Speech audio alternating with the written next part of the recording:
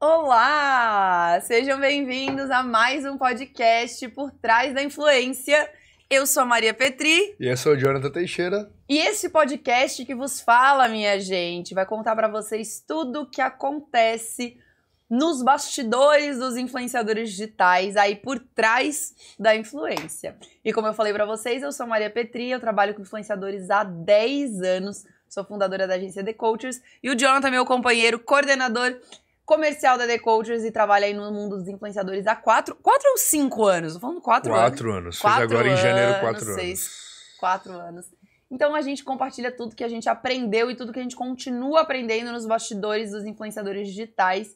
E hoje não vai ser diferente. E hoje, né, Jonathan, a gente vai falar uma coisa muito legal. A gente vai falar um assunto que o John tem bastante coisa pra agregar também. Tem. Até pra explicar pra vocês, gente, a The Coachers, ela faz planejamento estratégico de influencer marketing. O que isso significa? Que a gente tem muitas marcas que a gente atende e que precisam, que querem, né, saber quais influenciadores contratar, como contratar, qual campanha fazer, que rede social usar. Então, todo esse planejamento a gente faz do lado de cá. E o Jonathan encabeça isso lá na The Coachers. Ou seja, ele entra em contato com assessores todos os dias. Então, ele tem o ponto de vista da marca muito fortemente. Justamente porque ele escolhe os influenciadores, ele faz esse planejamento, ele contrata, ele negocia com os assessores.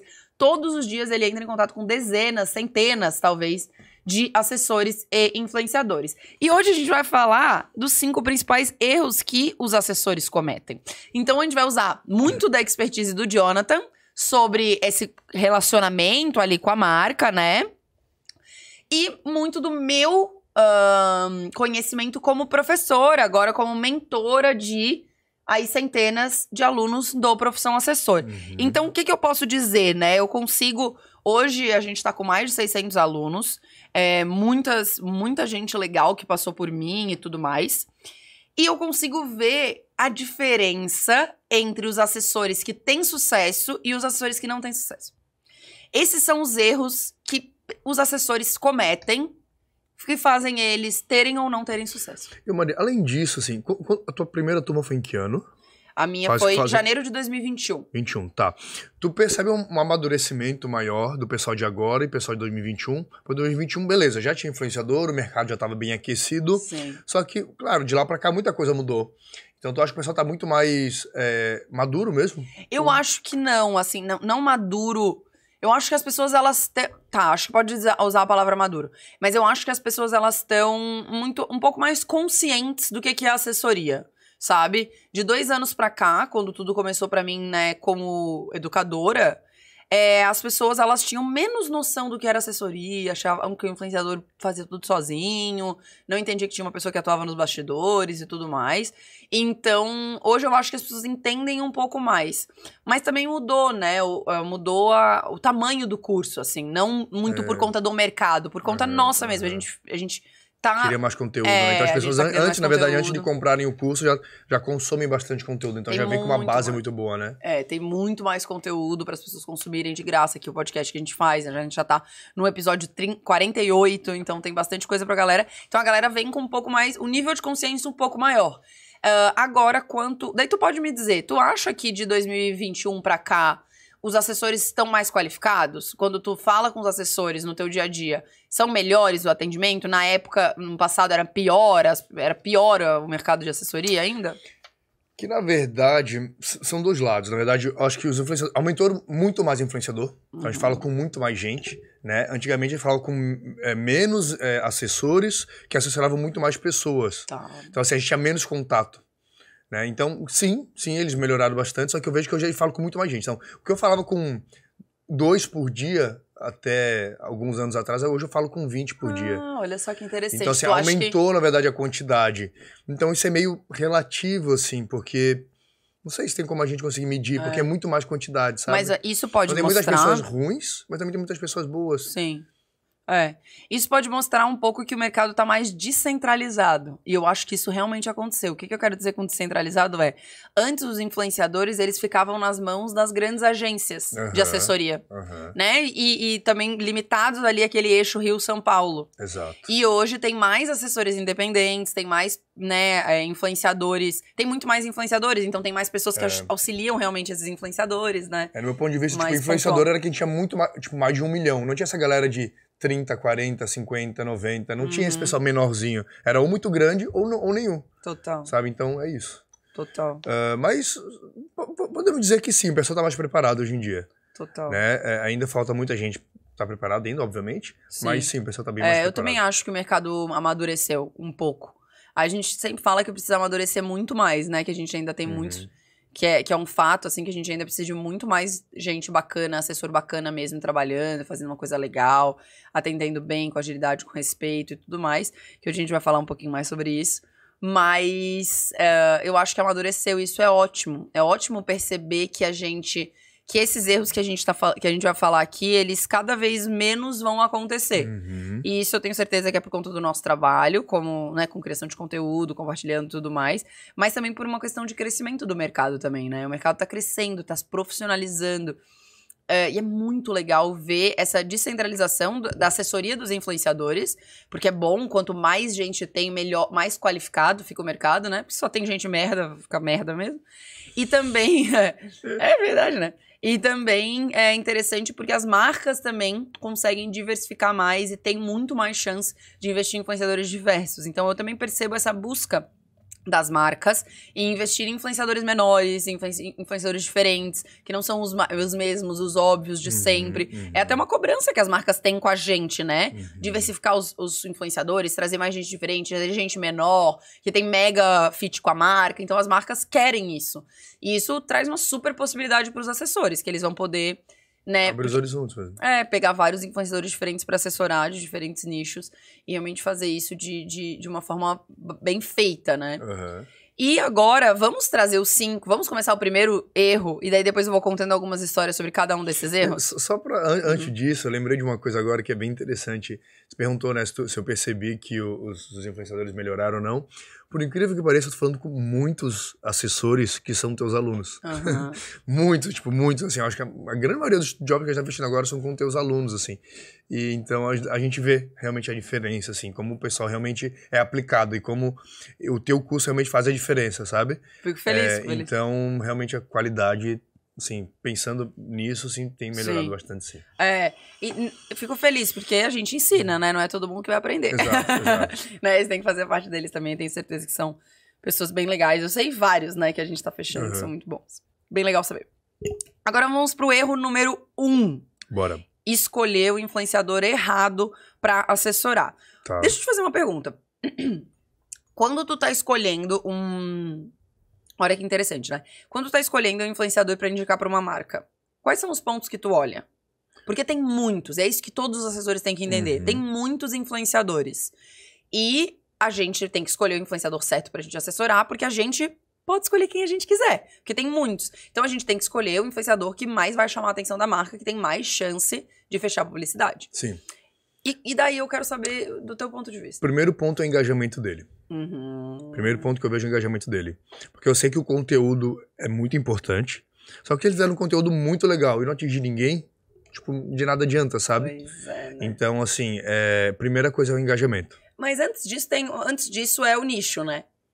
Antes do engajamento é o nicho. Sim. Mas isso é legal de falar. Sim. Porque eu acho que é tão óbvio pra ti. Mas depois que eu já tô com o nicho, já tô com a linha de raciocínio da campanha bolada, eu já sei qual tipo de influenciador que eu quero buscar. Então eu já tenho tudo isso já definido previamente, né? Já junto com a marca, junto com a nossa equipe de planejamento, a gente já define qual é o objetivo da marca e como que a gente vai fazer para atingir aquele objetivo. Tá, vamos dar um exemplo de uma marca fitness, por exemplo. Tá? É uma marca que quer produtos saudáveis e tudo mais, que a gente tem vários. Eu vou dizer de bananinha, então. Tá. Vamos lá. Bananinha é um doce de banana que ele serve como pré-treino. Então, para as pessoas, é tipo um lanche para as pessoas se alimentarem durante o dia. E o cliente queria muito fazer com atletas, né? E seguir no caminho de atletas. Então, a gente fez toda uma busca de pessoas que sejam legais, que tragam resultado para a marca e que sejam legais. Olha só, Então- por que eu te perguntei isso? Porque é Aham. muito legal as pessoas saberem que nicho de conteúdo é muito importante. Por isso que a gente fala do nicho lifestyle. Quando você fala de tudo, você não fala de nada. Então Exato. você não tem um público, né? O Exato. influenciador não tem um público qualificado em nenhuma área. Então, quando eu tenho um produto fitness pra divulgar, eu não vou escolher um influenciador de lifestyle. Sim. Porque tem influenciadores de lifestyle saudável. Ou seja, ela já tem um nicho. Exato. Então, quando a gente tá escolhendo um influenciador para assessorar, a gente tem que olhar para um nicho específico. Escolha influenciadores com nicho específico, né? É porque assim, ó, por exemplo, se o influenciador gera conteúdo de saudável, com certeza, tipo, 99% das pessoas que estão ali se interessam Exato. por aquele assunto. Agora, quando é um influenciador lifestyle, pode ser a pessoa se interessa por moda, por maquiagem, por saudável também, mas a porcentagem que se interessa por saudável é muito menor. Exato. Então é igual anunciar numa Globo, né? E pra anunciar um produto na Globo, tu vai anunciar pra todo mundo. Sim. Então vai ter gente que vai sim se interessar pelo teu produto, mas tem muita gente que não vai se interessar. Então tá meio que jogando pra todo mundo. É um tiro de canhão, né? Você não sabe onde você vai acertar. Exato. E isso é tão legal do influencer marketing. A gente consegue ser muito mais específico, muito mais certeiro naquela audiência que a gente vai falar, né? Cara, isso é muito legal das pessoas pensarem. É exatamente por isso. Olha quanto foi óbvio pra ti. Tipo, óbvio, tô com doce saudável, vou procurar aqui atletas. O pessoal cria conteúdo no universo saudável e tudo mais. Tanto que já foi pra segunda etapa dessa linha de raciocínio. Só que é muito comum pra gente. Tipo, é algo corriqueiro quando a gente seleciona influenciadores pra contratar pras marcas, né? Só pra deixar claro pro pessoal. Olhar primeiro pro nicho de conteúdo dele. Né? Exato. Qual que é o nicho que ele atua. Exato. Pra ter uma linha de raciocínio e fazer sentido com a marca, né? Perfeito. Então depois que tá definido o nicho, eu entro no perfil e vejo o engajamento dele. O que é olhar o engajamento? É ver se ele tem um alcance nos Reels, principalmente nos Reels, né? Que é o conteúdo que mais viraliza hoje e conteúdo que mais dá resultado pro cliente. O Reels, se tem bastante alcance, então se alcança bastante pessoas, e se tem bastante comentários e curtidas. Perfeito. É isso, são esses três. Olha só que legal, né? E daí, automaticamente, eu pelo menos faço isso, né? Sempre que tu me manda sugestões, o pessoal me manda sugestões, eu olho o alcance no Reels, dou uma olhada no número de likes, coisa, eu já consigo, de comentários e likes, e eu já consigo ver, falar, putz, esse aqui tem mais de 3% de engajamento, ou esse aqui tá com 10% de engajamento. 10% é muito. Então, ótimo, vamos pegar. Ah, esse aqui tá com 5%, sinto ok ainda. Então, eu já consigo fazer essa conta meio de cabeça pra entender se proporcionalmente ao número de seguidores vale a pena ele pegar. E também tem uma outra coisa que a gente faz, é comparar com o valor, né? Então, às vezes o influenciador tem 300 mil seguidores, mas ele alcança, tipo, como um perfil que tivesse 50 mil. Mas o preço dele é de 50 mil seguidores, Okay. então tudo bem, né? O alcance dele ser isso. Então, leve em consideração o nicho de conteúdo, o engajamento e o valor daquele publi, né? E o conteúdo que ele cria. Claro. Também, né? Acho que antes do valor ainda é o conteúdo que ele cria. Pô, se ele cria um conteúdo muito foda, muito legal e cobra um valor um pouco mais caro, vale a pena pagar. Exatamente. Né? Então, assim, o cara às vezes não tem um engajamento tão grande, não cobra tão barato, mas tem um conteúdo muito foda, muito legal, que vale a pena investir. Que agrega valor pra marca, ter aquele influenciador no time ali. Tá. Então é isso. Então são esses primeiros pontos. A gente nem alinhou, né? Falando aqui pro pessoal só pra explicar. Eu perguntei isso pro Jonathan aqui porque me deu vontade. O Jonathan faz isso todos os dias da vida dele aí, seleciona influenciadores e tudo mais. A gente nunca nem alinhou, não te briefei do que dizer e tudo. E é exatamente o que eu exatamente o que eu falo sempre nas redes. No mini curso que eu fiz agora, mini curso gratuito que eu fiz agora, tem uma aula inteira dedicada a isso, que é tipo, a gente fala do engajamento, pra gente é muito óbvio. Mas aí na aula eu realmente expliquei exatamente o que é o engajamento bom e o engajamento ruim. Numa tabela, mais que 3% é o engajamento já, dependendo do número de seguidores, né? Mas é um engajamento ok, e a partir daí começa a se tornar um engajamento melhor. Então, pra você avaliar e ver se esse influenciador é bom o suficiente. Mas exatamente eu falo desses pontos. Eu falo sobre o conteúdo, o nicho, é porque nicho, separou as duas coisas, conteúdo e nicho. Pra mim, eu explico, pelo menos pra elas, como a mesma coisa. Tipo, cara, ele precisa ter um nicho de conteúdo e ele precisa criar conteúdo sobre aquele nicho. Então, se ele cria conteúdo sobre esse nicho, e se ele tem um nicho de conteúdo específico, e daí tem um plus, se ele está no Reels, né? Porque isso também é uma coisa que também é óbvia pra gente. A gente vai direto no Reels. Se ele posta foto... Até porque a foto agora tu consegue ocultar o número de curtidas. Sim. Muitos influenciadores fazem isso, ocultam, Sim. e o Reels não dá. Não dá. Então, principalmente quando o influenciador tem um engajamento baixo, tem pouco like, a pessoa vai lá e oculta pra ninguém ver. né? E o Reels não tá. O Reels, tipo, não tem essa função ainda. Então, o primeiro que eu faço, eu já vou lá na abinha do Reels e já olho o Reels. Total. Nem olho foto. Então é isso. Nicho de conteúdo, conteúdo de qualidade e Reels, né? Conteúdo em vídeo. Se não tiver conteúdo em vídeo ali na abinha Reels, já nem entra em contato. E engajamento. Então foi exatamente, tem muito mais coisas pra te realmente se aprofundar, né? E saber exatamente aquele perfil pra ele ser melhor e tal. Mas isso é o princípio básico pra o influenciador. Não é nem se destacar da maioria, é conseguir fechar mais publicidades. Ele pode ter outras coisas que vão destacar ele da maioria, que é isso, tipo, meu Deus, que conteúdo fodástico, isso vai destacar ele muito. Um engajamento muito acima da média vai destacar ele muito. Outros detalhes vão destacar ele muito. Mas isso vai fazer ele fechar a publicidade, cara. Se ele tiver tudo isso, ele vai fechar a publicidade, sabe? Então, não tem erro. Só que daí as pessoas ficam naquele medo de tipo, ai não, eu tenho que pegar qualquer um que aparecer. Por quê? Porque o influenciador é famoso, ele não vai confiar em mim, ele não vou conseguir. Só que a verdade é que os influenciadores, eles estão sedentos por assessores. Eles querem muito ser assessorados. Só de olhar, sei lá, 3, 4, 5 últimos posts ali, vai ter com certeza alguém pedindo assessoria pra mim nas minhas redes. Então, além disso, né, realmente, é difícil...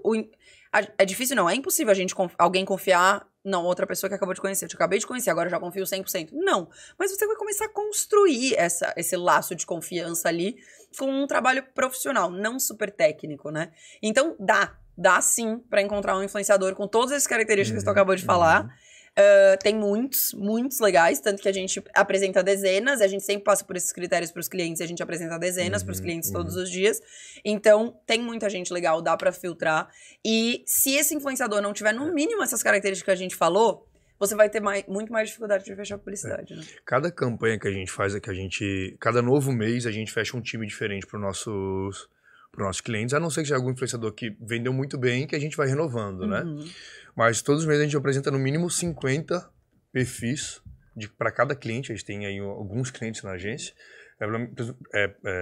No mínimo 50... Mínimo 50 perfis de cada nicho para que o cliente daqueles 50 possa escolher os que eles mais gostam, na verdade. Então ou a gente sugerir, na verdade. Algumas vezes é o cliente que escolhe, outras vezes é a gente que vê, estuda aqueles perfis e filtra os que mais fazem sentido. Exato. Então tem muita gente legal. Dá para fazer. Só que não dá para escolher.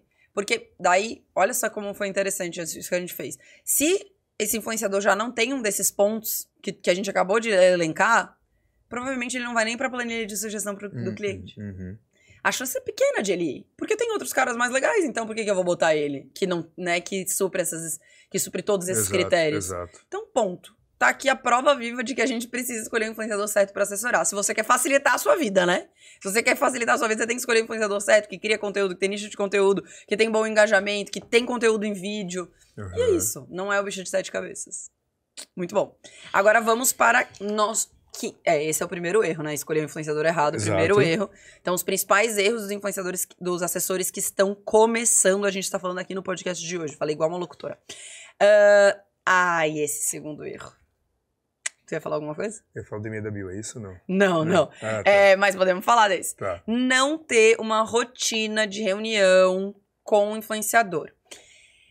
Esse erro, o que eu quero dizer com esse erro? Daí tu me fala se tu concorda.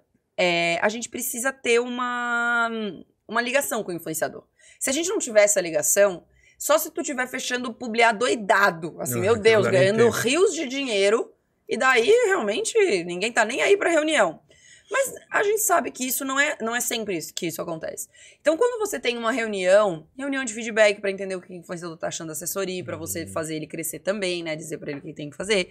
Reunião de projeto, reunião financeira, você mostra pro influenciador que você tá trabalhando. Porque o nosso trabalho, ele não tem uma... A gente tá ali do lado do influenciador pra tentar.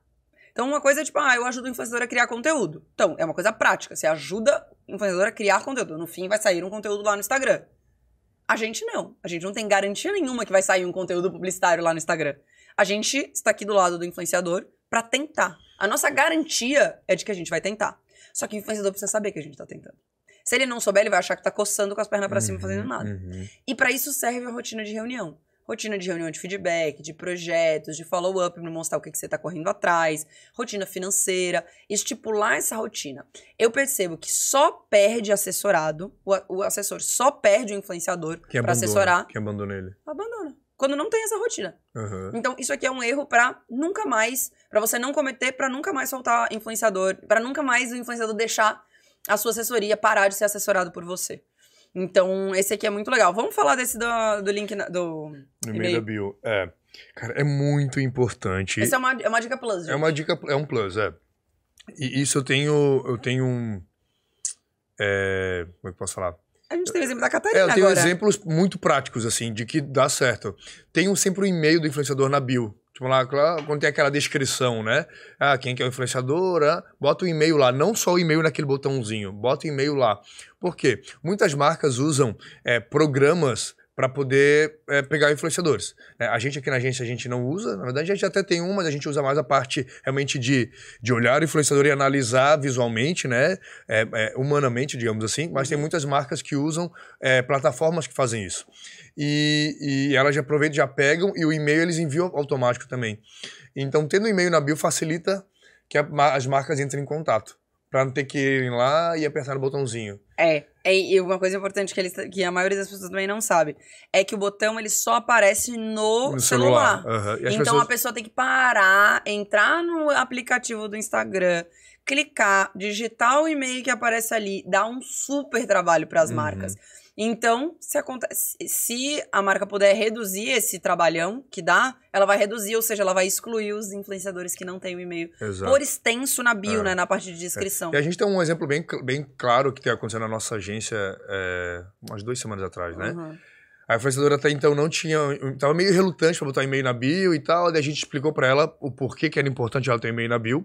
E tava um pouquinho fraco, né, de ela receber alguns jobs. E assim, foi batata, né? Batata. Assim, ela não recebia nada, fazia um mês mais ou menos que ela não estava recebendo muita coisa. Foi só colocar no outro dia, já recebeu pelo menos uns 3 pedidos de orçamentos por dia. Assim, uma coisa louca, assim, mudou da água pro vinho, assim. Então, realmente é muito importante também na bio. Perfeito, isso é muito legal. E realmente muitos erram isso. Agora a gente vai consertar, porque os alunos têm que colocar o e-mail na bio. É uma regra. Aluno profissional assessor tem que ter e-mail na bio. Brincadeira, gente. Mas bom, falamos do primeiro erro, que é escolher o influenciador errado pra você assessorar. E daí o Jonathan trouxe uma super explicação, super legal pra gente. Segundo é não ter uma rotina de reunião com esse influenciador. Justamente pra você não perder assessorados. Dica plus aqui, dica bônus. O e-mail na bio, né? E-mail na bio. E o erro 3. E esse erro bônus que a gente acabou de dar é um erro super frequente também. Bem frequente. Tem muitos influenciadores. Passa despercebido. Eles pensam assim, o e-mail já tá aqui embaixo no botãozinho, pra que eu vou colocar lá? Exatamente. Mas facilita muito a prospecção das marcas pra poder achar o influenciador. Não achar, mas pra poder entrar em contato com o influenciador. Olha só. Terceiro erro. Esse aqui é o erro que eu acho que quem não tem, que atira a primeira pedra é o super-homem. Ter medo de dar o próximo passo. Medo de roubarem meus influenciadores, medo de abordar as marcas, medo, insegurança. Esse é uma coisa... Mas assim, ter medo não é um erro. O erro é deixar que o medo te trave. Tá, tu diz o medo depois que fecha com o influenciador, ele... Não entendi. Não, se sentir constantemente inseguro no processo de assessorar. Tá? E isso te bloquear. E isso te parar. Então é um trecho do podcast Maria Coach. Certo. Que diz assim, eu tenho muitos alunos que entram no profissional assessor, que começam tudo e tal, e param, porque ficam com medo. Seja qual for o próximo passo. Às vezes é abordar o influenciador, porque daí vai se comprometer com uma terceira pessoa. E daí me comprometi com essa terceira pessoa, agora eu vou ter que fazer. Seja fechar com o influenciador, daí ter que dar o primeiro passo de abordar a marca. Dar o primeiro passo de... Então, toda vez que tem um próximo empecilho... Talvez não ter o retorno das marcas e ficar batendo ali no... E daí pronto, já mandou para 5 marcas... E daí não teve retorno, já desiste. Então aqui, o erro não é ter medo, insegurança dos próximos passos, medo do desconhecido. É deixar que o desconhecido te pare. Deixar que o desconhecido e com os obstáculos mesmo que a gente vai ter em qualquer caminho, faça com que você não dê o próximo passo. E isso é algo que... O que eu faço, né, pra eu não parar com os meus medos? Porque ter medo é normal. Se sentir inseguro é normal, principalmente quando a gente tá fazendo algo novo. Só que a gente não pode deixar que esse medo nos pare. E muito menos quando esse medo tá nos parando da gente caminhar pro nosso sonho, pra mudança que a gente quer na nossa vida, e é o que acontece com a maioria das pessoas que entram pra assessoria, pro profissão assessor. Elas querem uma transformação na vida delas. E pra maioria das pessoas que me acompanham também e não entraram ainda na profissão, elas querem uma transformação, elas querem ter liberdade de vida, elas querem atuar nos bastidores influenciadores, elas querem, né, ter um novo projeto, se sentir mais realizada. E daí ela vai lá e para no primeiro medo. O que eu faço pra não parar? E daí, se tiver alguma dica aí pra te dar, dá uma dica também. Esse medo seria... eu faço micropassos. Acho que eu já te falei disso. Então, por exemplo, eu tenho que encontrar um influenciador pra assessorar. Putz, encontrar um influenciador pra assessorar é um negócio gigantesco. Putz, é enorme. Tem que captar um influenciador, tem que entrar em contato, nananana. Primeiro micropasso. Listar 3 influenciadores que eu gosto de consumir. Só. Pô, eu vejo ele todos os dias, isso é muito fácil. Então tá. Vou listar esses três influenciadores. Segundo passo. Eu vou entrar no perfil deles e vou lá naquela setinha do lado do botão seguir e ver perfis sugeridos. E vou separar ali 10 perfis que vai aparecer imediatamente abaixo do botãozinho. Eu fico assim, eu fico de cara como o Instagram é inteligente de realmente sugerir pessoas que geram conteúdo, né? Que eu fico de cara. Que tem super a ver com aquele perfil. Até para o pessoal saber, né? Essa setinha, ela mostra perfis sugeridos. Similares ao meu, ao do Jonathan e de qualquer outro influenciador que a gente clicar. Então, se eu gosto daquele influenciador, eu já matei vários coelhos com uma cajadada só. Eu gosto do conteúdo, eu gosto da área que ele atua, eu gosto da forma com que ele entrega. Então, a chance de aparecer alguns perfis sugeridos ali embaixo é muito muito grande. Mas eu gosto de perfis maiores, perfis grandes. Talvez eu não consiga assessorar. Então, vou ali para aquele botãozinho. Depois desse eu vou separar e vou botar numa planilha. Esse é o terceiro micropasso. Então eu vou separando em pequenos passos. E cada um dos passos que eu dou é sim uma vitória. É sim um passo que eu dei. Por mais que seja bem pequeno, é um passo que eu tô dando sentido à minha liberdade de vida. No caso deles, né? Sentido aos meus sonhos. Aquilo que eu quero fazer. Então, isso é muito legal da gente aplicar. Usa a estratégia dos micropassos se você tá sentindo medo, tá se sentindo inseguro. Quem nunca travou por medo e insegurança, que atire a primeira pedra, todo mundo trava. Só que a gente não pode deixar que isso nos bloqueie e nos deixe de fazer mesmo. Com os teus alunos, qual parte do processo que tu recebe de feedback que eles mais travam? É essa? De assessorar influenciadores? Ou é na hora da marca? Eu acho que eles mais travam no influenciador, sabia? Porque eles nem começaram ainda. Então, eles criam um monstro não só do encontrar o influenciador. É tipo, puta, eu vou ter que encontrar o influenciador, eu vou ter que entrar em contato com as marcas, eu vou ter que isso.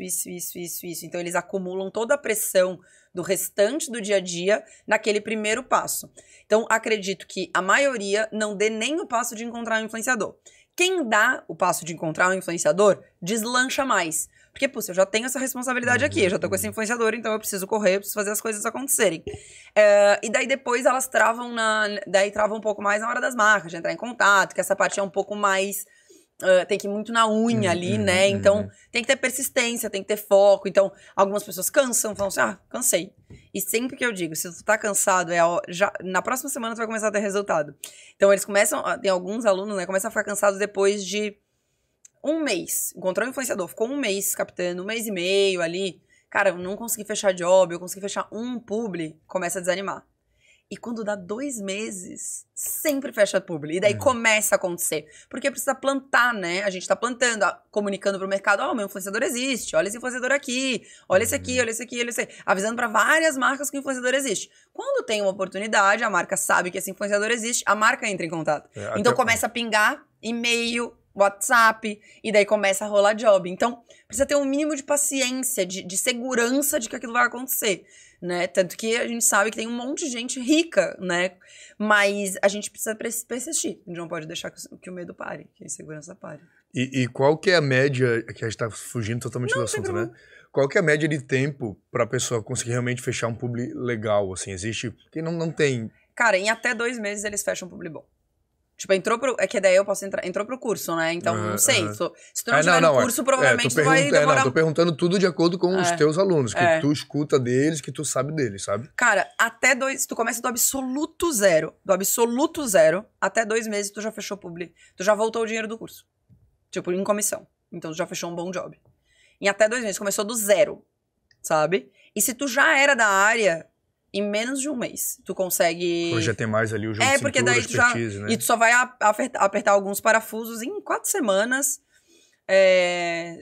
Né, depois de ter consumido ali tudo, já vem o resultado. Então, é muito rápido. E até acho que esse tópico é importante, assim, desse erro, né? De parar. Putz, isso tá me bloqueando, tá me parando. É que as pessoas acham que tudo vai cair do céu... que vai cair do céu primeiro e que vai ser muito rápido. Vai ser fácil, né? E que vai ser muito rápido. E a gente fica 4 anos na faculdade. 4 anos. Pra daí sair da faculdade ganhando o piso, né? Do salário. Que dependendo da área que você se formar, vai ser R$1.500, R$2.000. Você fica 4 anos plantando, estudando, pra sair... e ganhar R$1.500, R$2.000. Agora, tu não pode trabalhar como assessor por 2 meses porque tu tá... não. Muito devagar. Caralho, velho. As pessoas estão o quê? Achando que... Que é assim, que é... Não, e isso não é só com assessoria, né? Lógico. E, inclusive, os meus alunos são incríveis. Nenhum fala isso. Mas eu sei que as pessoas pensam isso. E eu sei que as pessoas pensam isso do digital.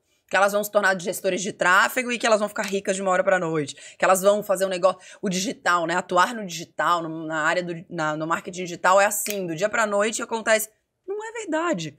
E até pra mim, esse resultado é muito, muito do dia pra noite já, sabe?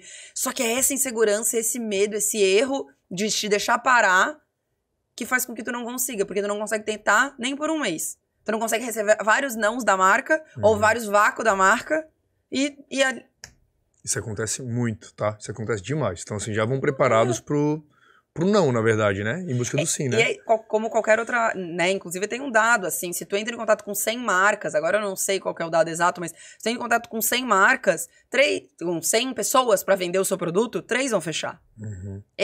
Isso é estatístico, sabe? Eu não sei se é exatamente 10 vão querer te ouvir e 3 vão fechar. Exatamente. Entrou em contato com 100. É normal. Só que a gente ainda tá numa área promissora, num mercado que cresce, que as marcas estão apostando. Então, lógico, né? Se tu quiser vender fita cassete, tu vai ter que entrar em contato com 2.000.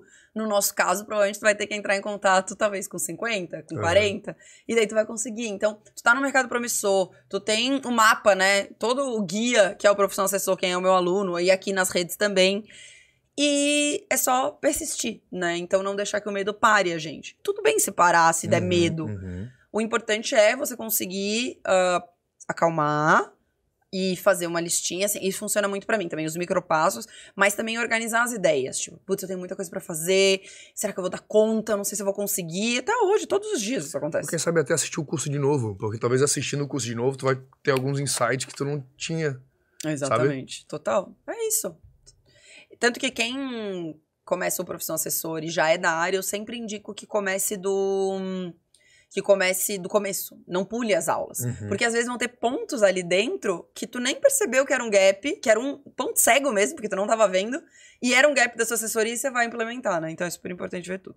Agora, 4º erro super recorrente dos assessores. Achar que irão ficar só esperando chegar o orçamento no e-mail. Eles acham que eles vão ser secretário. Não. Então, é isso. Dá pra esperar? Dá. Você vai usar todo o potencial do seu influenciador e o seu potencial? Não. Então, tem algumas pessoas que me perguntam lá nas redes sociais, o box de perguntas, Maria, quando eu vou poder parar de prospectar? Nunca. Eu digo, nunca. Se você não gosta de prospectar, tudo bem. Tenta bolar formas disso ficar mais divertido pra você, no seu dia a dia, tudo certo, não tem problema, nem todo mundo precisa amar. Mas você vai precisar fazer isso sempre. E é um pouco do que do que a gente falou, por maior que o influenciador seja, por mais demanda que chegue pra ele, público que chegue pra ele vai querer tirar algum projeto do papel. Eu lembro que teve uma situação com o Júlio, por exemplo, que aconteceu comigo. O Júlio, ele, fechava job pra caramba e tudo mais, mas toda vez ele inventava algum projeto novo que a gente precisava montar o projeto, precisava sair e prospectar, né? A gente vendia pras marcas que já fechavam com ele, por marcas que tinham fechado antes, e pra marcas novas. Esse que me marcou muito foi um jogo beneficente que ele queria fazer. E ele precisava que pagasse tudo. Ele não, né? Era um jogo de futebol, então era num estádio mesmo. Então tinha toda a estrutura do estádio, tinha que alugar o estádio, tipo, né? Tinha que pagar o staff do estádio. Então custava muito caro. Então ele, vamos lá, vamos viabilizar? Vamos, que massa, sabe? Poder fazer um negócio que é o nosso sonho, que vai ajudar um monte de gente. E que, nesse caso, não ia botar dinheiro no bolso, mas em outros casos vai botar um super dinheiro no bolso, com um monte de... Ótimo. Cara, o Igão lançou, fez lá o Podpah. Cara, hoje provavelmente cai um monte de job pra eles. Vai no começo. Mas, não, e hoje ainda, provavelmente, eles querem, tipo, putz, eu quero lançar agora um novo quadro aqui no Podpah, que é o do Jucanalha, que eles lançaram. Vai chover patrocinador pro do Jucanalha? Não. Então vamos ter que correr atrás, todo mundo tem que prospectar. E é muito legal viabilizar um projeto, tirar o projeto do ar, sabe? Tirar o projeto do papel, assim. E tem também aquela frase, né? Que não é visto, não é lembrado, né? Sim. Então a imagem do influenciador ali sendo lá pelas... Tipo, enviando pras marcas. Talvez a marca não feche ali, mas como tu falou, lá na frente, quando tiver uma oportunidade, ela vai lembrar daquele projeto que tu enviou e talvez conseguir encaixar. Exatamente. Né? Então, toda vez. Lembra, eu tenho até... E a prospecção, ela é super importante não só pra... Exatamente o que tu falou. Não só pro job momentâneo. Pra ele ser lembrado. Lembra daquela vez que a gente entrou em contato com o Privalha várias vezes? Não sei se tu lembra disso. A gente entrou em contato com o Privalha mandou Media Kit da Gabi. A gente mandou cabine da Prado da Gabi. Acho até que fui eu que fiz isso. Mandei várias vezes contato com eles. Eles não fechavam. A Gabi queria muito fechar com eles. Deu 3 meses da última vez que eu tinha enviado, eles entraram em contato com a gente e fecharam aquele job de mais de 100 mil reais. E era um job que dava pra ver que tinha sido muito baseado no que a gente tinha apresentado pra eles antes. Sim. Só aconteceu porque justamente a gente tava comunicando que a Gabi existia, os projetos da Gabi e tudo mais. Então, a prospecção, ela é constante. A prospecção, ela tem que acontecer e ela vai trazer frutos, inclusive pra época de vacas magras. Então, se você parar... Agora tá vacas gordas. Tá vindo muita demanda, muito job e tal. Mas e quando começar a cair os jobs? Essa prospecção que você tá fazendo no período de vacas gordas vai vir... Isso que você tá plantando ali no período de vacas gordas e vai florescer quando tiver faltando job. Isso é incrível. Então, quem faz prospecção nunca falta publi. O mês todo, até janeiro, por exemplo, que às vezes não é tão bom. Tem alguns meses no ano que não são tão bons de publi. Vai dar bom. Vou fazer prospecção. Perfeito. Agora, o 5º erro e maior erro de todo... não sei se maior, mas todos eles são muito importantes. Mas é grosseria e insistência demais com as marcas. Sim. É que isso é inadmissível. A grosseria é inadmissível, né?